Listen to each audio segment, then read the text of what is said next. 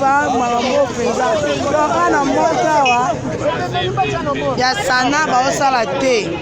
donc badocteur basiliki bakangi baofuta bango te bakor ebima te batayebisa bakor moyebamisa bakor eza te donc bafamille batondi awa moyebamisa bakor eza nde toza wekutu na moto bayi na kor mais moye bakotisa na morke eza te mpo nini morke esala te soit diza badocteur bafutaka bango te oyo mboka tokende wapi l'infirmier sikoyo bafamille basalida badepense bakor ebima lelo moye ebima eza te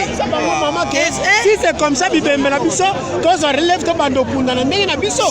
bino bozokoka na bino te c'est ça franchement balakonde wapi kosiko ezozonga ndako mpe ndenge nini nzambe na ngai oyo mboka tozokende wapi nzambe alola nzambe esunga biso na mboka oyo donc moke eboyi kofungwama mpo baofuta bango te bafai mwa bayemisa bakor eza te